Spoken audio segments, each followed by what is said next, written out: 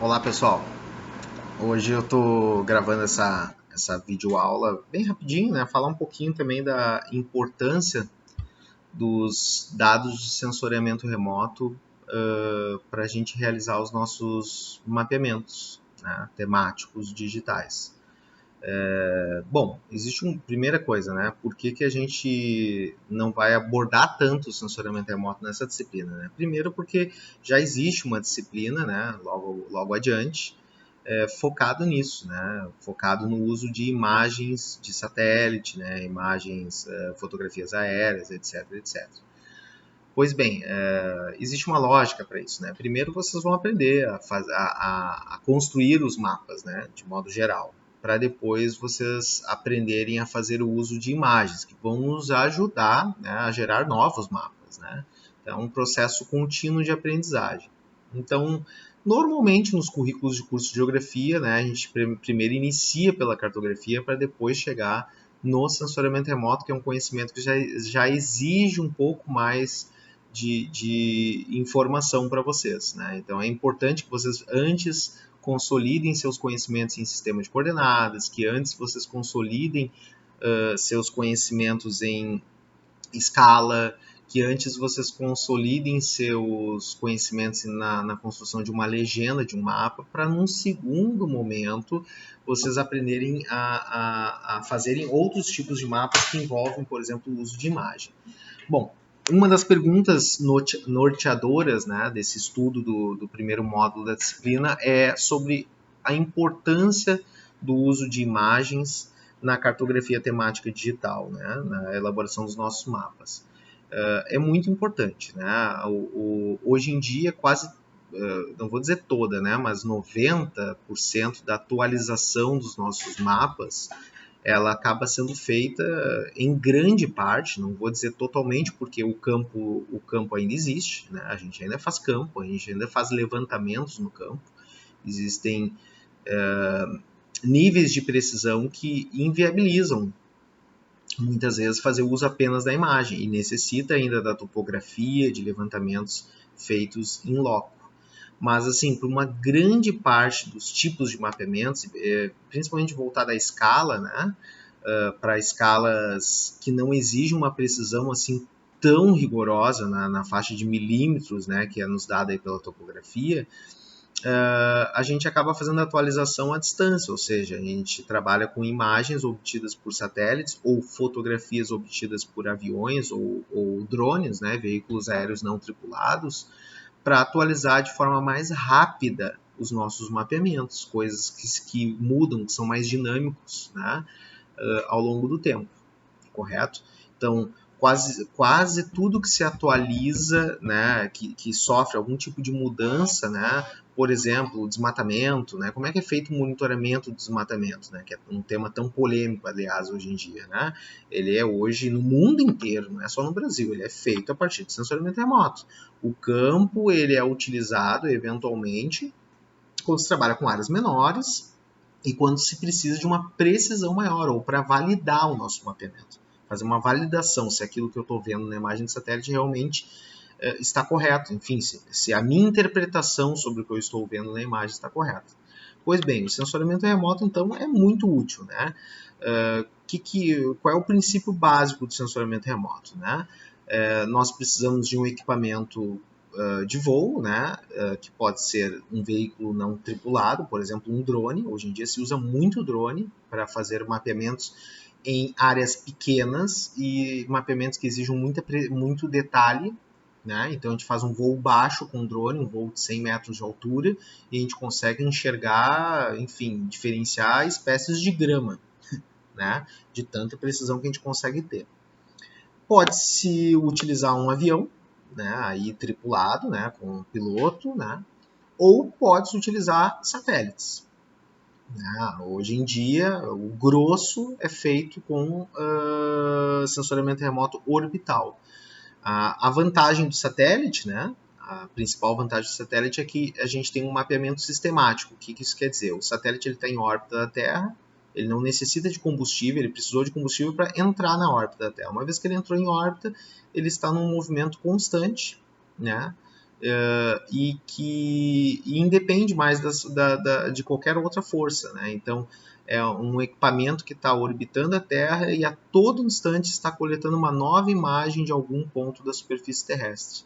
E isso nos dá o caráter sistemático de levantamento. Enquanto que com um avião, se eu quiser, por exemplo, fazer um monitoramento de uma lavoura, eu vou ter que toda hora decolar e registrar novas fotos.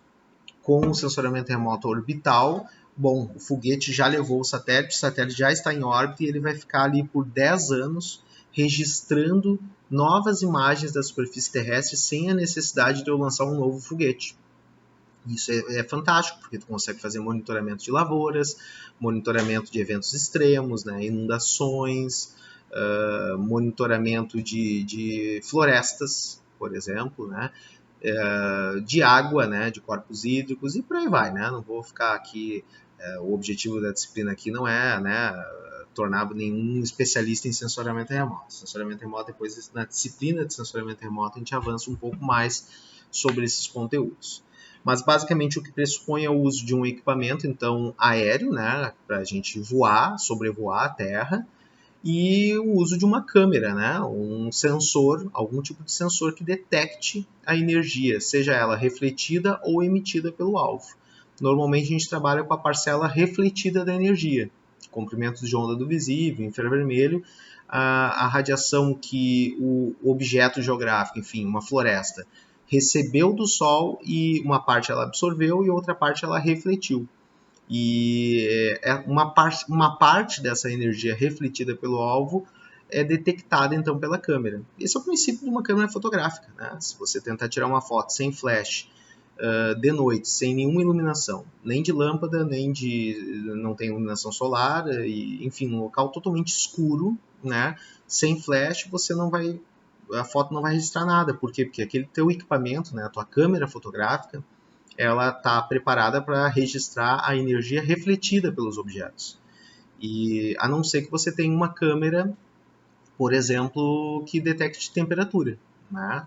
É uma câmera já bem mais cara. Existem câmeras que detectam temperatura, e aí na temperatura você está detectando a energia emitida pelo objeto, certo? Então, uma câmera capaz de detectar a temperatura, ela pega a parcela da radiação emitida, e aí você não depende da iluminação solar, né? Você não depende da iluminação de lâmpadas, de nada, correto? Mas esse é um tipo de dado de sensoriamento remoto menos utilizado. Existem, mas é menos utilizado. É para quem quer trabalhar com temperatura dos objetos, certo? O pessoal da meteorologia usa bastante. Mas, tirando da área da meteorologia, diminui um pouco as aplicações, certo? Pois bem, né, basicamente, quando a gente vai trabalhar com cartografia temática digital, a gente ou vai trabalhar com bases digitais já prontas, por exemplo, você vai entrar lá no site do IBGE, vai baixar mapas já prontos, né, ou dados geográficos já referenciados já prontos, vetores, imagens.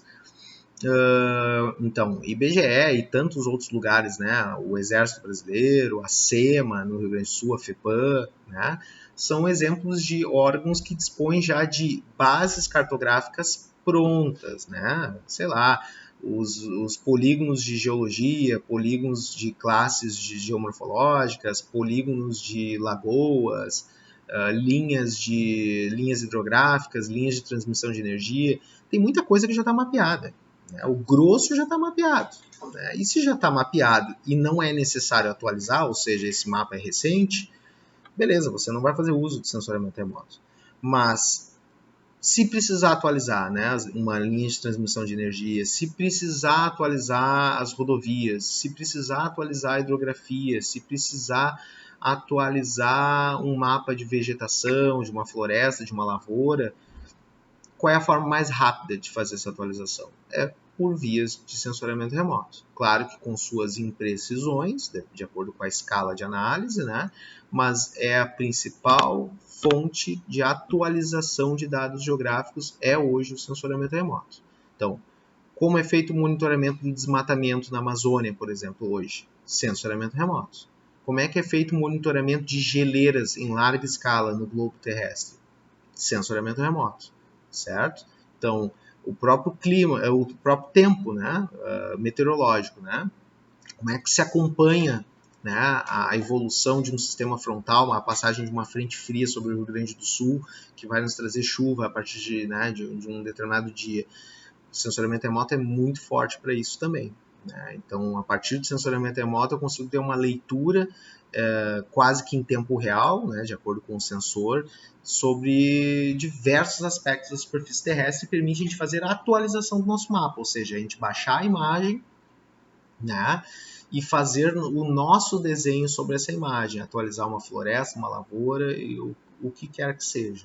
Tá? Então, a principal importância do sensoriamento remoto para a cartografia temática digital é que a gente não fica mais refém do que já existe. Né?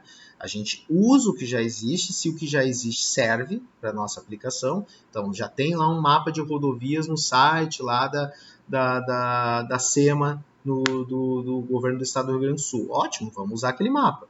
Mas a partir do momento que você verificar que tem uma estrada nova que foi construída entre duas cidades e que não está naquele mapa, qual é a melhor forma de você atualizar esse mapa? É você baixar uma imagem de satélite com uma resolução adequada, né, que dê para enxergar essa estrada na imagem, e você fazer o desenho dessa nova estrada e atualizar aquela base antiga. Né? Então, hoje, o sensoriamento remoto é crucial para isso. Tanto para monitoramento, né, de questões, eventos extremos, desmatamento, monitoramento de lavouras, quanto para atualização de mapas.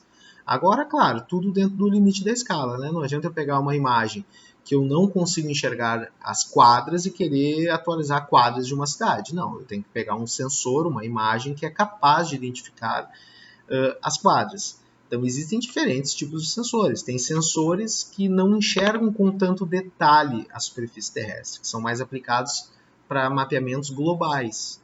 Os satélites meteorológicos é um bom exemplo. Eles são satélites que ficam mais alto na atmosfera e eles não enxergam com tanto detalhe, porque não é do interesse do meteorologista ter tanto detalhe na forma da nuvem. O interesse dele é na aproximação de um sistema convectivo, né? E para isso ele não quer enxergar os carros numa avenida.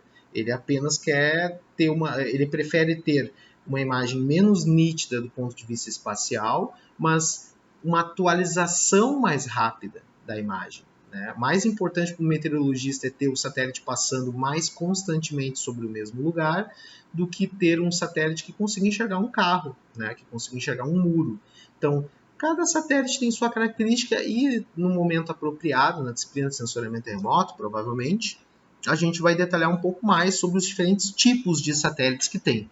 Talvez nessa disciplina a gente já fale um pouquinho, né? A gente já vai adiantando um pouco essa coisa dos sensores. Mas a gente vai deixar o grosso disso lá para a disciplina do sensoriamento remoto, onde lá eu explico, né, os principais sensores para cada aplicação. Né? Então, para aplicações urbanas, vamos utilizar tal sensor, porque esse aqui a gente consegue enxergar as quadras, as construções. Para aplicações mais rurais, né, agrárias, que envolve aí mapeamento de lavouras, vamos usar esse sensor aqui, porque ele é o suficiente para isso. Para aplicações meteorológicas, não, então vamos usar este outro sensor. E por que é importante um professor de geografia saber, né, minimamente, né, entender minimamente o sensoriamento remoto, os tipos de sensores que tem e saber minimamente manusear esses dados? Porque você não se torna um professor de geografia refém do mapa dos outros, né? Então, se um aluno teu, se um grupo de alunos teu quer desenvolver um projeto e esse projeto envolve, por exemplo, atualização de algum tipo de dado geográfico, e você sabe utilizar, né, o sensoriamento remoto, você não fica refém de alguém fazer isso para você, você consegue fazer isso. Quem sabe usar o sensoriamento remoto, quem sabe usar a cartografia temática digital, vai ter sempre essa vantagem, né, essa liberdade de fazer o seu próprio mapa, de atualizar o seu próprio mapa, né, e não depender que alguém faça isso por você, correto? Bom, eu acho que essa pequena videoaula serve para responder uma das perguntas norteadoras ali que diz respeito à importância dos dados de sensoriamento remoto. Eu acho que eu consegui minimamente aí explicar isso para vocês. Um abraço, tá, pessoal?